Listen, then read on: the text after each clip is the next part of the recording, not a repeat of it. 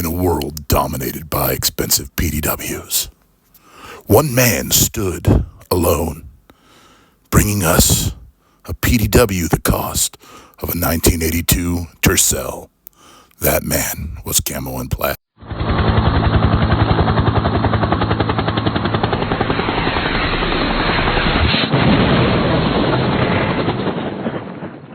Yo, welcome to Camo and Plaid. We are looking at the PSA Rock 5.7 PDW, made out of just a basic rock, and the Recover 2080 P80 version of the Recover 2020. Why did we use the Recover 2080? Well, the simple answer is because I got them on sale, and that was the one I used. Now, why would you want something like this? Simple answer is because, well, I like 5.7 PDWs. This is about as small as you're going to get for the time being for a 5.7 PDW, especially one that runs off of Ruger mags. And so until we see the X57, which will still be bigger than this will be, this I think is a good option for those that currently have a Rock or have Rock magazines that they are liking to use. And it's an easy little soft shooting PDW. With all that out of the way, let's look at what we have to do. Now, how I would go about doing this, first and foremost, is you're gonna pull this guy right here. You're gonna pull that pin out, and that's gonna allow this pin right here to come all the way out. You may want to do it on this as well, just so that where the folder is, it's out of your way when you're doing your work.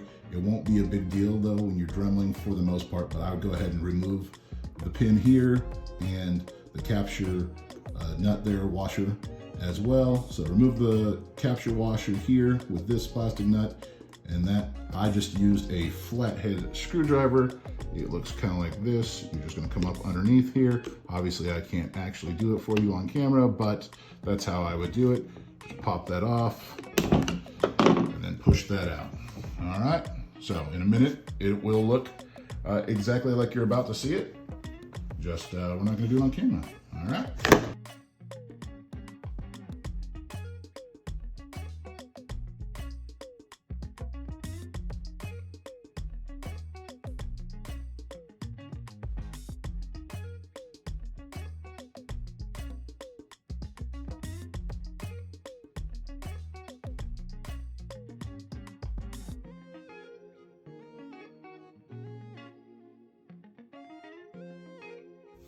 All right, so now we have them broken down.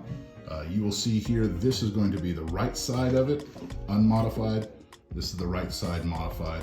This is the left side modified, left side unmodified down here at the bottom, and I'll move that up for you into the screen in a moment. So what you're going to need to do, if you so choose to use one of these, is first you're gonna need to flatten out this edge. You can kind of see how it goes through there. That way it'll match with that portion right there. That way you're not having to do anything to the gun itself. But just right there, Dremel that out some, flatten it out. And I would do one side at a time. I personally started with the left side. I did the left side first. I put the gun in here like so. With the other one, I'll show you. I put it in like this, and then just started to work on, all right, just seeing where it was that would fit. Obviously it won't fit in just like that, so I started to work down until I got this all the way flat inside there. So to look just like that. All right, so now it's flat. It fits into the grooves for where the pick rail is properly. And then after I got this side done, I came over and did the same thing over here. So you can see how it is beforehand. It won't go in there. So you're gonna need to straighten that out to make it fit. Real simple to do, just grind that down a little bit. And so I worked it until the same thing. And so once I got both sides able to fit to the front portion, then I'm gonna start working back here. Again, this is how I did it. You can do it your own way if you feel a different way is possible. So I started on this side.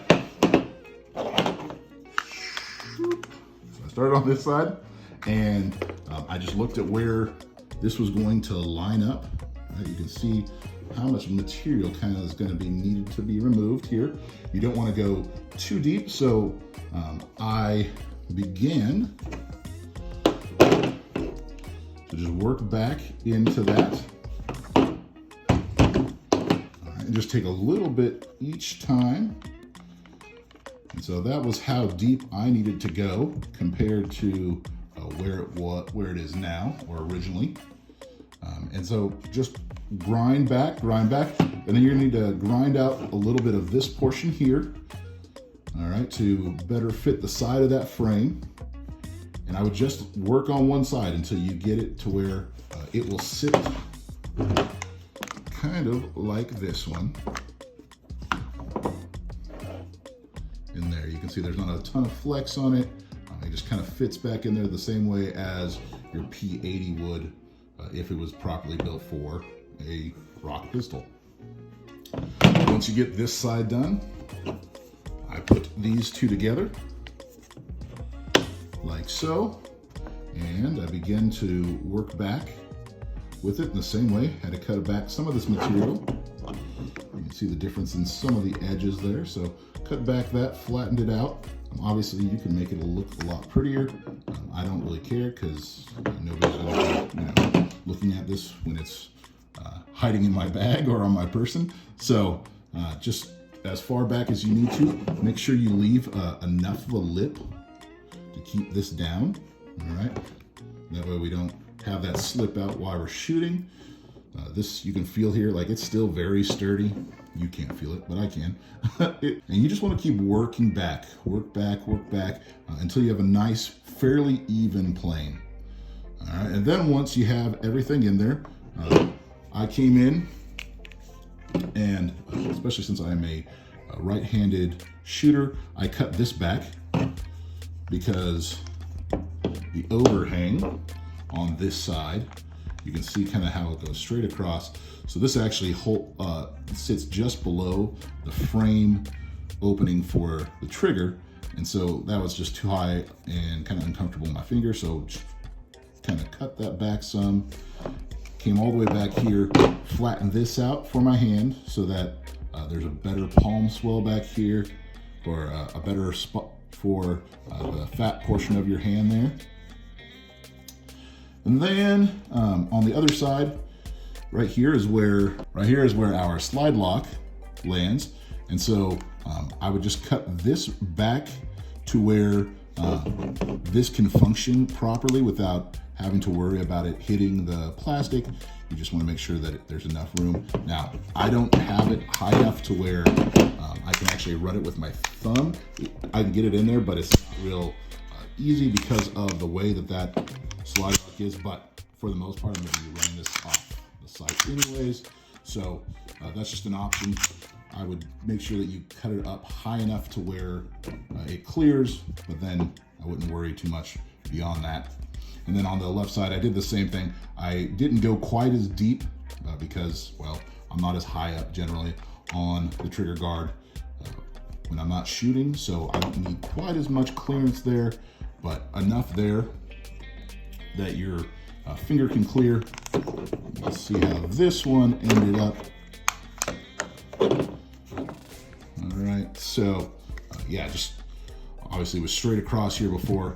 I took that up to where my finger could easily get in there, and then it wasn't going to be bothered by the plastic, no matter how high it is.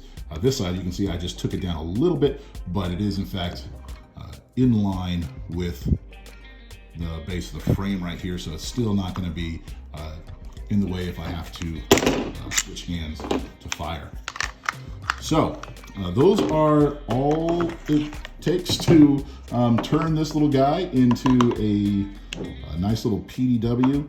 The overall length with this particular rock, so that's the extended barrel, is 12 inches.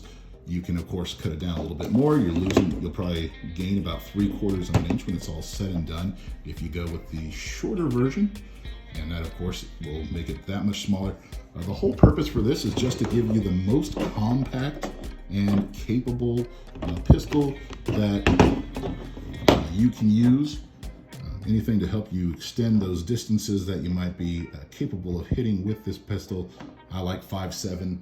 So anything in this size I really like. I know that there are other options available. Those are all great. I think the Flux Raider is way cool and great for what it is. I'm not a 320 guy, so if I could get all of the things that the Raider does with what I consider to be a better PDW round like 5.7, then I think that that'll be that much better. The ultimate advancement on this right now is going to be that 365 Raider, which is going to be small enough that you can carry it on your person. The downside to this is going to be width. This thing is right over 3 inches between here and here. There's the largest portion on the recover chassis. So you lose a little bit with that as far as just the number of bags that you can put it into, how tight you can get. Obviously, if we can get something like this that has an attachment on the rear of it that you can throw on just a super thin brace, that would be a better option. So looking forward towards that 365 Raider. I think that's a great advancement for what we need for personal defense, but well, it's not out yet, so you have to wait on that. And then hopefully maybe we'll see something like the subcompact or the compact version of the Rock, and somebody will take the time to put a flare on the back end and add a pick rail to it, so we can kind of make our own small PDWs. That would be a great option. Anything you can have that adds points of contact. Obviously with these things you're going to get between 3 and 4 points of contact as you use them, and that just makes you more capable with your weapon. Again, obviously you can run this bad boy, even as it is physically possible to probably shoot out to 200 yards with this, but I don't know a single pistol shooter that is that great and confident in running these. They really want to use them at that distance. But when you get a small little PDW that has more points of contact, it really does increase the capabilities of the user. And that's where I think this thing shines. I like the 5.7 Rocks, as you may have noticed from my video, and I think it's a good option for personal defense. I like what 5.7 does in general, so that is why I built this thing, and it is why I think it's something that you may want to try out.